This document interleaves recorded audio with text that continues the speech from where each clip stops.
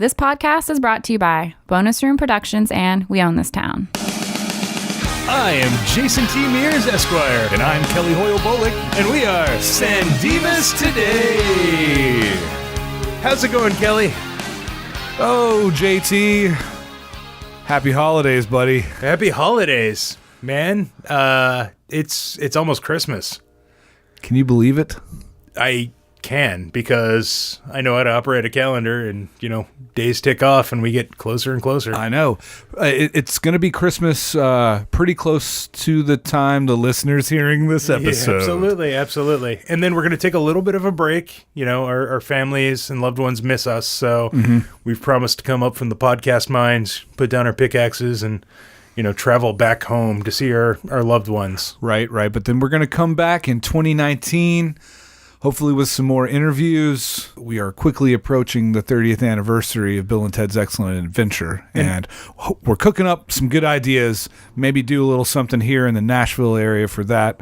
We'll see. We'll keep you posted. It could be something amazing, and if that something amazing is a couple of guys sitting around a card table playing canasta, then that's what it is. But you know what? It's going to be great. I'm going to enjoy it no matter what it is that we actually come up with.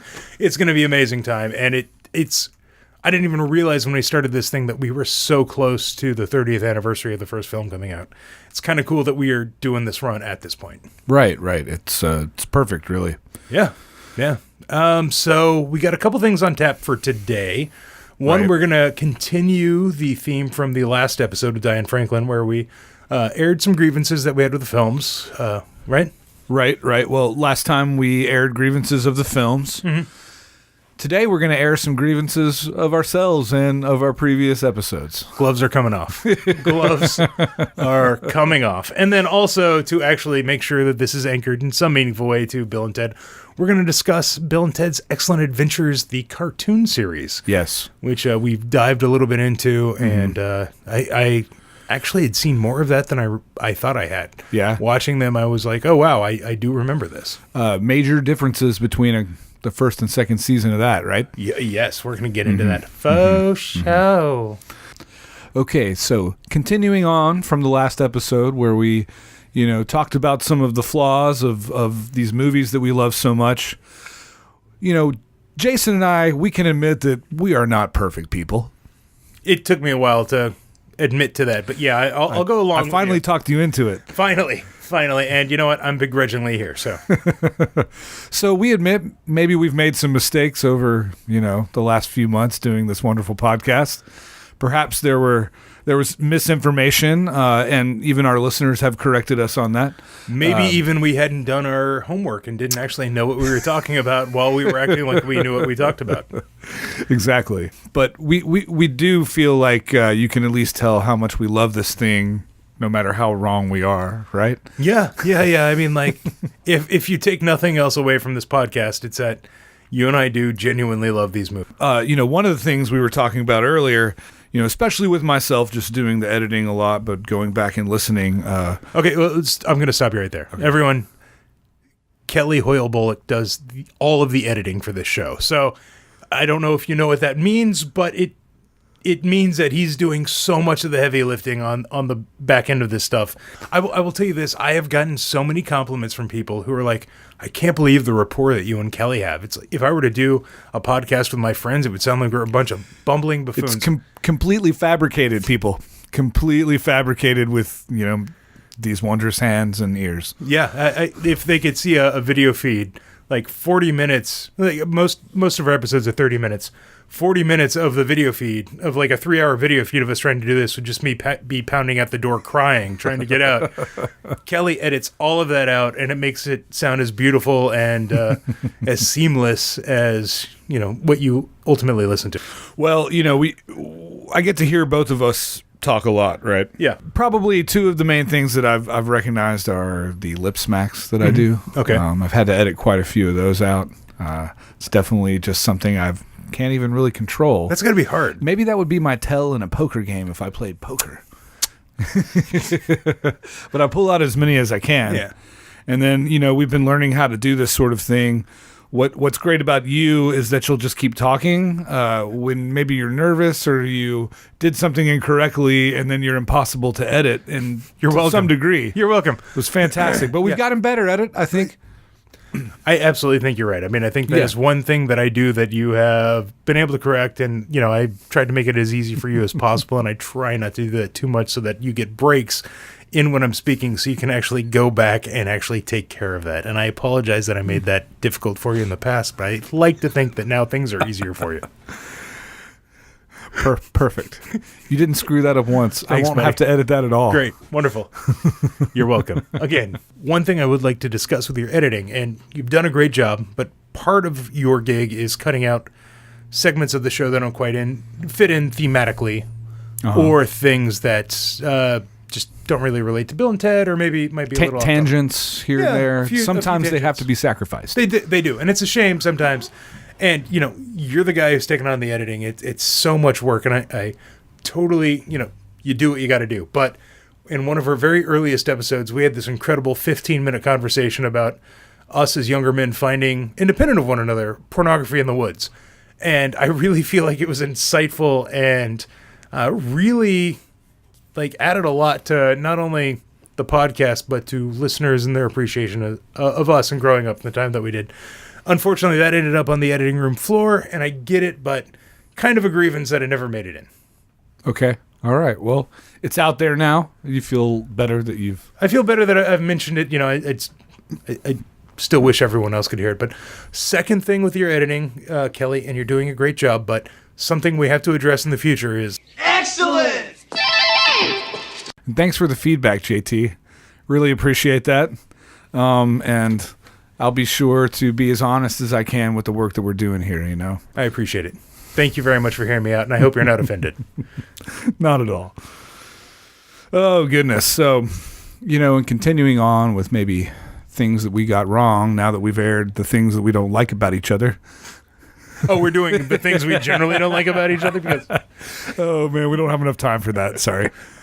So we were going back and listening to a few of the old episodes. It had been previously brought to our attention by a listener.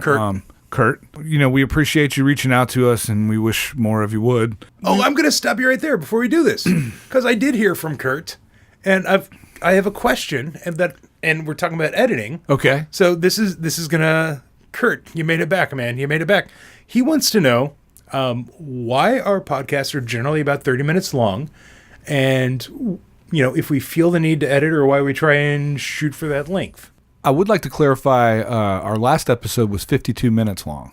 Right, and he brought it up in the Okay. context of listening Okay. to Diane Franklin and wondering why. There wasn't a complete plan. I think we can let our listeners know that at first we thought this would strictly be a podcast with you and I talking about Bill and Ted. And then The interview component did not come into play. right for initially. sure. Yeah. And so I think the thinking was like, okay, two guys shooting the shit about Bill and Ted, a half hour is a pretty good length. It's probably about 4 or 5 times longer than anybody would actually want to sit through that. Maybe not long enough for people that love it as much as us. Right. And that's probably you, Kurt. And then the interview component came in, and I think, when I do the editing, I'm not really thinking about getting it right down to 30 minutes, especially with the interviews. I just want the best stuff of the interview in there. And some of our interviews were shorter than others. Mm-hmm. And Diane Franklin's was the longest. Yeah, but I mean, But it was one of the best. yeah, incredibly insightful. And we decided to add in a couple other segments there that went Sure. longer than we planned. So basically what I'm saying is that initial rule that we floated is not really a rule anymore. But we still try and keep it around there if possible. Yeah. And I would say something We just don't else. want to bore anybody. Right. I would say something else. When we're doing Especially not with an interviews- episode talking about ourselves. Yeah, absolutely. Where we have reached out for folks and asked for interviews, they've generally asked for guidelines on time. And Yeah. you and I have really tried to, we've thrown 15 to 30 minutes out. Everybody's been very generous. Everybody spent more than that with us. But in the course of a general interview, you have things like a train rolling in the background while Napoleon's telling you a wonderful anecdote. You have Skype issues, things come up. There'll be a Yeah. little bit of lag. And so things get tightened up. Right. But if they want to keep talking, hey, we're there for them. We're there for them. Call anytime. Diane Franklin, you want to talk to us anytime? Terry, we're here. Now I think we can move into just more general territory of things we got wrong. And, I think we initially started off with what Kurt had brought up, where I maybe surmised that potentially the beginning of Play With Me by Extreme was a Beethoven piece, and Kurt so kindly let us know it's actually Mozart. And then you were kind of a dick by upstaging him. You were like, "Yeah, I already looked that up, Kurt." Well, I just want to say that I didn't claim for sure that it was a Beethoven piece. Mm-hmm. And Beethoven did worship Mozart and would have definitely been playing his music. So I think it all works out fine. I think you're right. I think Kurt is still awesome, and I hope he still listens. Okay, something that I completely I lost nerd cred on. At one point, we were talking about the various actors who had comprised the personages of historical significance. Yep. I had commented that most of them had shown up on Battlestar Galactica. That was completely incorrect. What I meant was Babylon 5. Most of them had shown up on Babylon 5. And I'm not even sure if it's most of them, but several of them did. So, some... You blew it! Some of the personages of historical significance did appear on Babylon 5. I am almost certain none of them showed up on either iteration of Battlestar Galactica. They were killed before the first episode even started. Yes, right? absolutely. Just in the intro. Yeah. Like millions were dead. Yes. Yep. Absolutely. So that I was immediately I realized after we had ended recording that I had screwed that up, and luckily nobody called me on it. So thank you all for being kind and forgiving on that. Another thing that maybe I didn't completely claim, but had speculated that maybe Dweezil Zappa, since he wrote Two Heads Are Better Than One, actually played on it, but I can find no evidence supporting that. Okay. I think it was completely Nelson and whoever Nelson had in their band for that session. Yeah. Which might have been the band Nelson. Yeah. Yeah. Can't get a lot of information on who those guys are either. You Google that and you just see a tumbleweed going across the screen. Not that we don't love Nelson and Power Tool. Right. So there was also that episode with the personages of historical significance. I completely slaughtered that phrase up and down that entire episode. I was like, yeah. I just... Yeah, you did. I blew it. I blew it. Probably with our interviews, I think my biggest cringeworthy moment was during Chris Matheson, where I asked him about casting for it, and I asked him if he had casted the movie via some normal casting method. And I'm just don't know what I was thinking there. I was just sort of like outside of myself watching me say these words to Chris Matheson.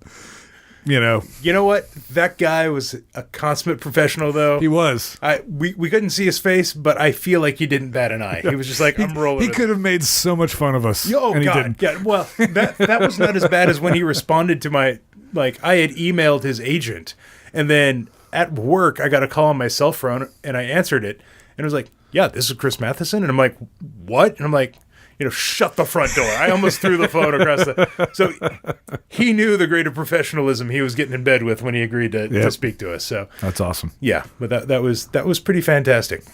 I would say with the interviews, my biggest thing is at the end of each interview, I'm just so happy to have talked to these people. 12-year-old me cannot believe that I'm talking to the participants of these movies, and I just cannot shut up thanking them. And so, you know what? I will say this, I'm genuinely thrilled to talk to these people, and it comes through. But at the end of the day, I kind of look like a buffoon, too. So it is what it is. Hey, that's why you have me, the editor. Yes. Thank you. Thank you. All right, let's talk about Bill and Ted's Excellent Adventures, the cartoon. Yes. Because this is a thing that exists.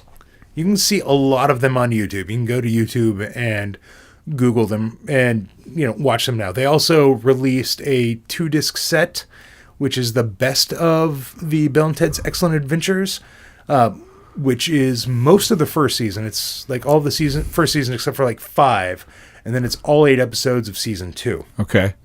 So when we start here talking about the first season first, which was Hanna-Barbera, yes. right? Yep.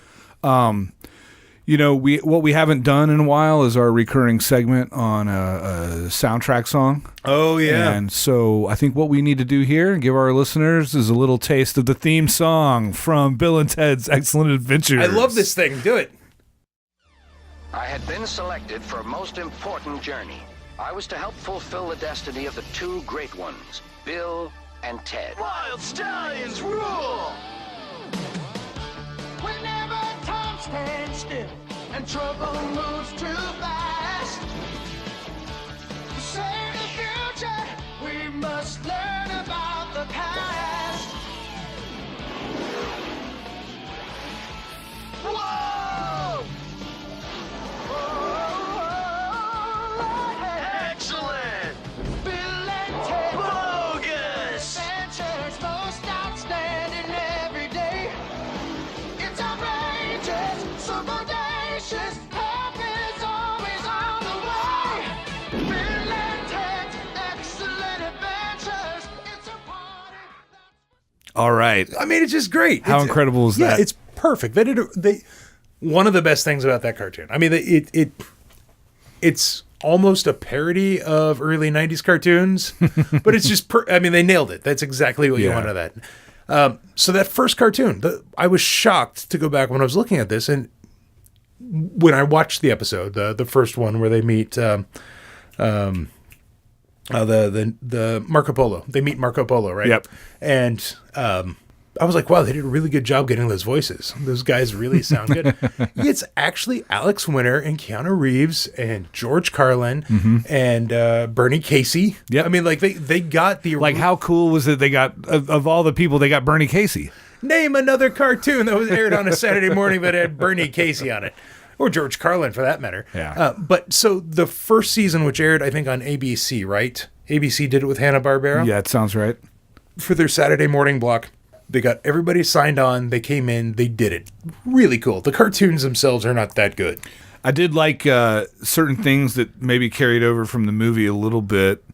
Every time you see George Carlin, you get that little bit of the future theme music going on. Yep. And I thought that was a nice touch. Did do great touches with that. Yeah. It's just, if you read, you can go to the Wikipedia page and read the synopses of the first season. They don't have the second ones on there for that. For some reason, maybe because they're harder to find, or the people who were doing the Wikipedia page gave up at that point.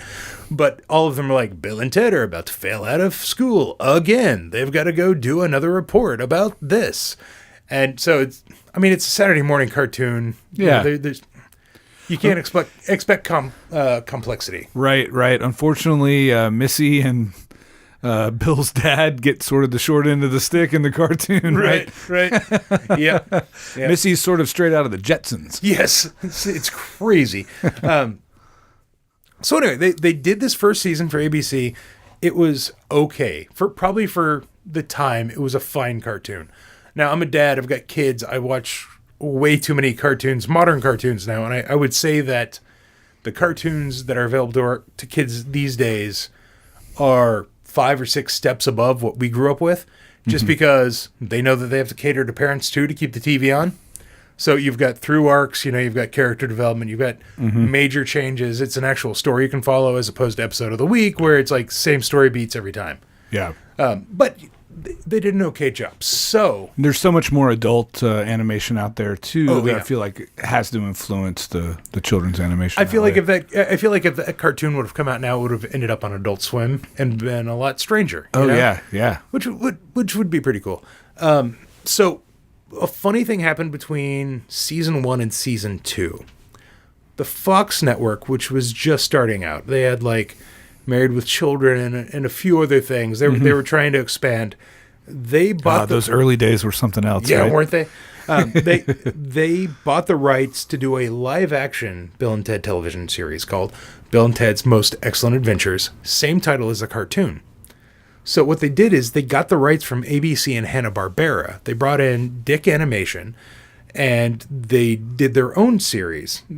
Same animation, looks the same. Yep. But they wanted it to reflect the television series that they were creating more. So they fired all of the voice cast, which was the original cast from the movie. It's mind-boggling to me that you can say, well, no, George Carlin, Keanu Reeves, Alex Winter, Bernie Casey, we don't need you. Right. We're fine. We're fine. And, maybe in retrospect, if you're doing a cartoon for Bill and Ted's, you don't need to pay those guys as much because it's just a cartoon version of Bill and Ted's. True. But on the other hand... And I don't know that we know the story there as far as would George Carlin and those guys keep doing it. Right. That's with their other careers happening, right? Especially, Keanu and things moving on and jumping up. And I know Alex was involved in some other films at that point. But they fire all those guys and then they bring in the cast from the TV series that Fox is trying to do. And they have them voice things. They also introduced something called like Squint Vision, which allowed the time booth to not only travel through time, but to also go into TV and movies and books. So, a little weird. I mean, yeah, jumping a little bit of the shark there. For a kids' cartoon in the second season, they only made 8 episodes, and they held off on airing them because by the time they got around to producing that second season, it was 92, which is the year that Bogus Journey came out. And they would not air anything until Bogus Journey had actually turned a profit. So they sat on all this stuff for like months waiting for Bogus Journey to actually become profitable. Okay. Then they aired it. And all right, that makes sense. I did not know that. Yeah, it all went down in flames after that. But just so strange.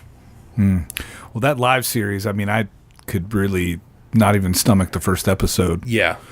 I think I told you it just sort of reminded me of like a porn production without the sex. Yeah, that's pretty much it. That is pretty much it. With the biggest thing being those 2 lead characters just not capturing the spirit whatsoever. No, there seemed to be almost that fundamental misunderstanding that David Newman talked about that so many people approached the original movie with. Yeah, it seemed like they totally missed it with the TV series too. Mm-hmm.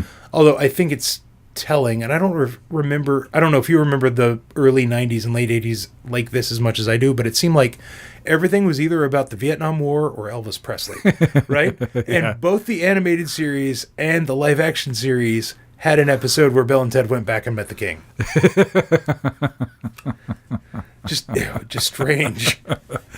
Why didn't they send him to Vietnam? I don't know. Yeah, Bill and Ted go to Vietnam. Bill and Ted on China Beach. Yes. And also the second season, it went to Dick Animation, which they had done some original stuff, but they were kind of at that point really in the adaptation game too. They were churning out the Real Ghostbusters cartoon, which I don't know if you watched recently, but my daughter has really started getting into the Ghostbusters cartoon, the Real Ghostbusters. It's terrible. It is terrible. And the guy who does Bill Murray's voice is actually the guy who did Garfield in the cartoon. That I did know and then of course Bill Murray does Garfield in the movie. Right. That's incredible. That's beautiful. Yeah. It's a really bad cartoon, but my 6-year-old daughter loves it. Like Slimer's there and is suddenly a mascot as opposed to a much richer character. Oh yeah, for sure. But yeah, so little interesting. Check out the cartoon if you're like a completionist, but it's not really going to be worth a ton of your time. It's mostly comforting that first season with the original voices. Right, and also that excellent theme song. All right, JT, I think that's all we've got for our Christmas episode. I think it's more than enough. I feel like my grievances have been aired. Yep. I feel like I've been listened to and appreciated by you, and I want to thank you for that, Kelly. Thank you. Yeah. Thank you. I think our relationship only grows stronger because of things like this. Yeah, absolutely. Absolutely. And we don't want to just... We want to acknowledge that it's Hanukkah right now where we're recording this, and we want all the holidays that happen everywhere this time of year to be acknowledged. We just want to acknowledge all of the holidays that any of our listeners might possibly be celebrating, or if you do not celebrate holidays, we want to acknowledge the fact that you don't have to celebrate a holiday, and we respect that. So... everything's cool, baby. Yeah, just have a happy holiday, man, or don't. Either way, it's cool. All right, well, here at the end of the year, we want to thank Scooby Tunes Music and Scott Bricklin. Yeah. Oh, man.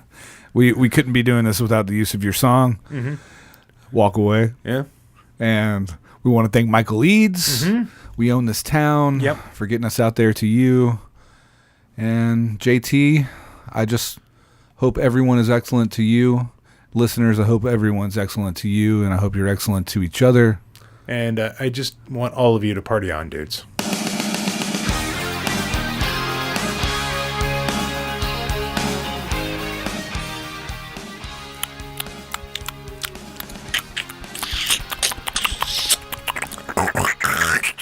Yeah.